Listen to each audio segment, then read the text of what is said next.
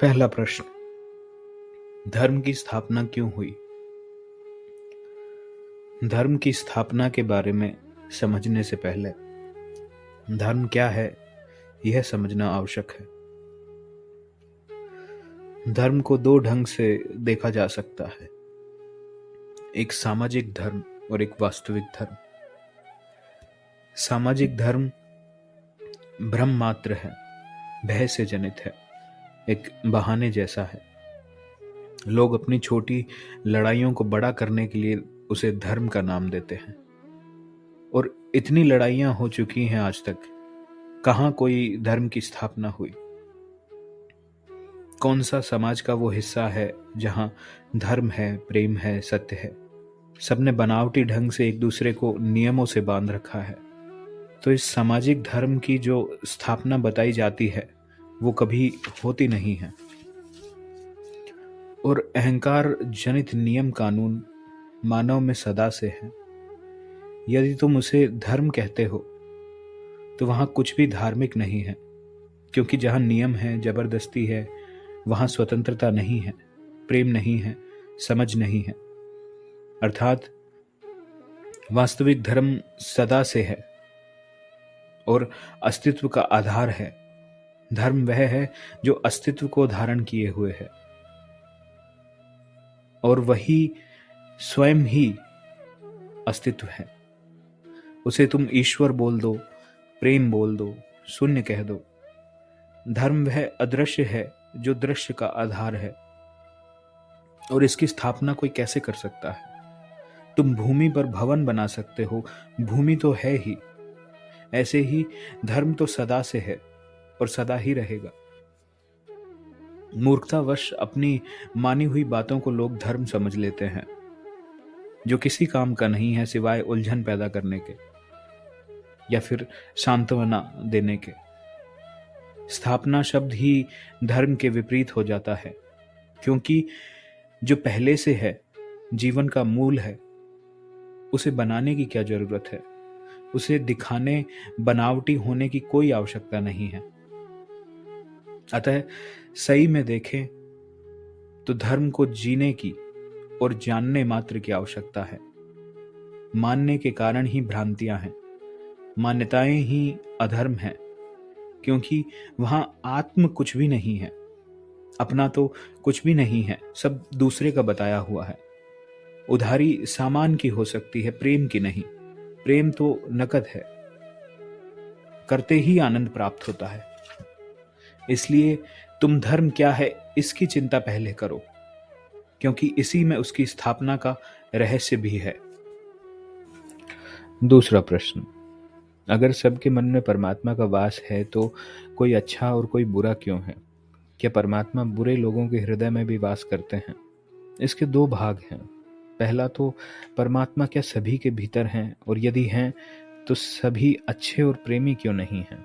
कुछ लोग बुराई करते क्यों दिखाई देते हैं? परमात्मा से तुम्हारा अर्थ क्या है, यह बहुत महत्वपूर्ण बात है। परमात्मा का अर्थ है करुणा, प्रेम, समानता, दया, संतोष, सत्य। यदि तुम पूछो तो क्या यह सभी के भीतर है? जॉर्ज गुरजिएफ कहता था कि या तो व्यक्ति मैं है या आत्मा है, दोनों में से कोई एक है। सभी में आत्मा का वास नहीं है। एक नजरिए से यह बात बिल्कुल ठीक है, क्योंकि जो व्यक्ति स्व को नहीं जानता, जिसे आत्मा का अनुभव नहीं है, वह खुद के हिसाब से अहंकार मात्र ही है। उसका प्रेम बनावटी होगा, उसका संतोष धोखे जैसा होगा। परंतु दूसरे ढंग से देखें तो हर व्यक्ति में मैं या आत्मा का होना यह भी बताता है कि सभी में आत्मा तो है, अप्रकट रूप से है, अदृश्य है स्वयं तथा दूसरों के लिए, परंतु उसका अस्तित्व सच्चाई तो है। आत्मा का अर्थ यहाँ स्वयं के अनुभव से है। जो भी कुछ दूसरे का है वह आत्मा नहीं है। ऐसा तार्किक लगता है कि सभी कुछ दूसरे का दिया हुआ है, नाम, देह, सूचना, रिश्ते, सभी कुछ। परंतु कुछ है जो तुम्हारा अपना है, वह है अस्तित्व से संबंध, जो इस देह के बिना भी था और इस देह के पश्चात भी है। उसी संबंध को जानने, अनुभव करने को मोक्ष, समाधि, योग, आत्मदर्शन कहा जाता है। अब रही बात परमात्मा की, तो परमात्मा अस्तित्व की संज्ञा है। आत्मा ही परमात्मा को जानने का माध्यम है, और जानने पर यही पता लगता है कि आत्मा और परमात्मा दो नहीं हैं, एक हैं। तुम और वो दो नहीं हैं, एक हैं।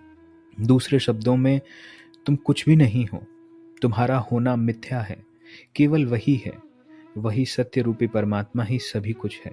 तुम उससे भिन्न अपने को मानकर मूर्खता करते हो। और जो तुमने पूछा कि फिर अच्छाई और बुराई क्यों है, तो सवाल बनता है कि तुम किसे अच्छा और बुरा कहते हो। वास्तविकता के अर्थ में अच्छा और बुरा कुछ भी नहीं है। अच्छा कर्म वह है, आध्यात्म के ढंग से देखें तो, जो स्वयं के निकट लाता है। और तुम कहोगे कि हम अपने तो सदा ही निकट ही हैं।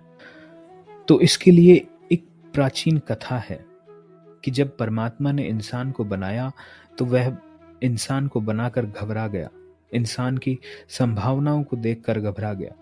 फिर उसने कुछ भी नहीं बनाया और देवताओं से पूछा कि आज नहीं तो कल यह इंसान मुझे तंग करने मेरे पास आएगा, मेरे पीछे आएगा, तो मुझे ऐसा स्थान बताओ जहां मैं छुप सकूं। तो देवताओं ने कहा कि आप इसी के भीतर जाकर छिप जाइए, क्योंकि यह सब जगह ढूंढेगा परंतु अपने ही भीतर नहीं देखेगा। यह कथा यूं तो प्रतीकात्मक है परंतु बहुत गहरी भी है। व्यक्ति कर्म कांडों में, भोग आदि में शांति और संतोष को खोजता है। मनुष्य की हालत उस कस्तूरी मृग जैसी है जो कस्तूरी की महक में पागल हुए उसे खोजने को दौड़ता है, परंतु यह नहीं समझता कि वह कस्तूरी तो उसी के पास है। तो अच्छा और बुरा होना केवल यह है कि व्यक्ति कितना अपने भीतर परिपूर्ण है, कितना स्वतंत्र है अपने भीतर। परमात्मा अवश्य ही भीतर की बात है, क्योंकि भीतर जाने और डूबने पर ही मनुष्य को संतोष और आनंद का अनुभव होता है। वहीं प्रेम का कमल खिलता है, वहीं बोध का दिया जलता है। अतः अपने भीतर झांको, वहीं तुम्हें बोध और आनंद प्राप्त हो सकेगा। गजब की बात यह है कि सभी के भीतर परमात्मा का वास है, परंतु उसे अनदेखा करने की आदत मनुष्य से मूर्खतापूर्ण कर्म करवाती है। मनुष्य सदा ही भीतर उपस्थित प्रेम को अनदेखा कर देता है और बाहर उसकी मांग करता है दूसरों से, जबकि दूसरों का प्रेम कभी काम नहीं आता, क्योंकि बाहर से भीतर केवल दृष्टि जा सकती है। प्रेम, सत्कार, अपमान, गाली का भीतर जाना केवल भ्रम है। इस ढंग से देखें तो कह सकते हैं कि उसे अनदेखा करने पर मनुष्य भ्रम में, मूर्खता में पड़ता है। जैसे उपनिषद कहते हैं कि मनुष्य परमात्मा उस ब्रह्म का ही अंश है और वह अपनी असलियत भूले बैठा है, इसी कारण वह सभी मूर्खताएं करता है।